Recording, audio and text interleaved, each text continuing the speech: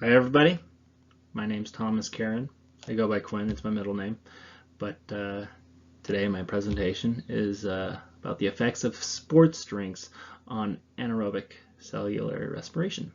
So I hope you enjoy this. So as you've seen in plenty of sports games, NBA games, basketball games, like football games even, you always see them drinking like Gatorade on the sidelines. They got those big coolers full of Gatorade. So like they've got top level athletes using these sports drinks for fuel during the game.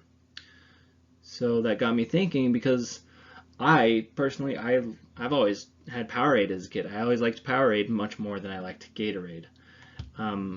So naturally that got me thinking about which ones are actually better. Like which ones would be more effective. And doing the test with the yeast doing the lab with the yeast and anaerobic respiration got me thinking, okay, so what sports drinks are going to be best? Which brought me to my hypothesis. If the electrolytes and the vitamins on the sports drinks, like labeled on them, are what improve exercise efficiency, then the drinks with labeled electrolytes and vitamins will produce more CO2 than those without. So I went down to the store and I got 3 different brands of sports drink. All of them were fruit punch flavored, and they all did have sugar in them. None of them were sugar-free. T1G had no specific electrolytes mentioned on the wrapping. However, it did say there were electrolytes in the drink. It also had 0 mention of any vitamins. Treatment, or T2B, had 1 specific electrolyte mentioned, which was potassium, and it specifically said that there were 700 milligrams of potassium in the drink, with another 120 milligrams of other electrolytes unmentioned. There was also 8 vitamins specifically mentioned in T2B. Vitamin A, B3, B5, B6, B9, B12, C, and E. In T3P, there were 4 specific electrolytes mentioned: sodium, potassium, calcium, and magnesium, and 3 specific vitamins mentioned: B3, B6, and B12. So I took the sports drinks. I took 8 milliliters and measured 8 milliliters of each sports drink and put each sample in different conical tubes. T1G had 460 milligrams of sugar in it in the sample. T2B had 474 milligrams of sugar in its sample, and T3P had 474 milligrams as well in its sample. I made a yeast solution of 5 grams yeast and 25 milliliters of water. I stirred it gently and mixed it well. Using a 7 milliliter transfer pipette, I took 2 milliliters of yeast solution and applied 2 milliliters to each of the conical tubes, or the samples.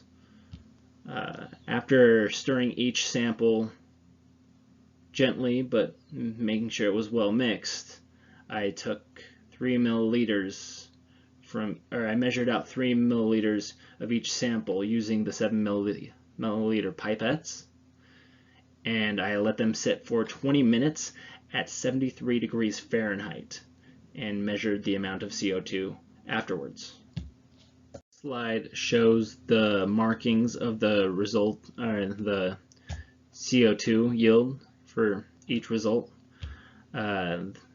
The red markings might be a little bit unclear on some of them, because this was after I had pulled them out and drained them a little bit, and they're also laying on their side, so the red markings are just there. I made sure the red markings were there before tilting it over, just to be sure of how much CO2 was produced. Now, if you remember, T1G had the least amount of sugar in it, and it had no claim to any vitamins in it, and no specifically labeled electrolytes. It also yielded 2.2 milliliters of CO2. T2B, if you remember correctly, had one specifically mentioned electrolyte and eight specifically mentioned vitamins. It yielded 1.8 milliliters of CO2.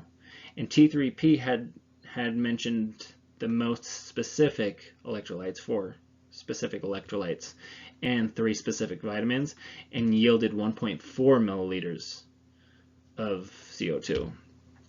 So in terms of sugar content in relation to the amount of CO2 that was produced, there was a mean of 1.796 milliliters and a sample standard deviation of 0.326 milliliters.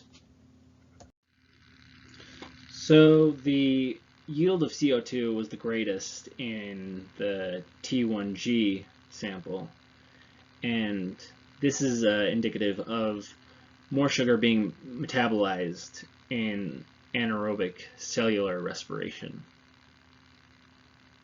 The T2B and T3P had, especially the T3P, had substantially less or significantly less metabolic activity, just according to the CO2 production.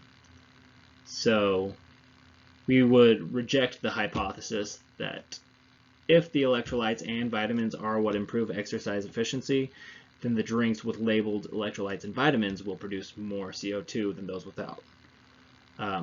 Just confounding factors in this study is, or in this experiment.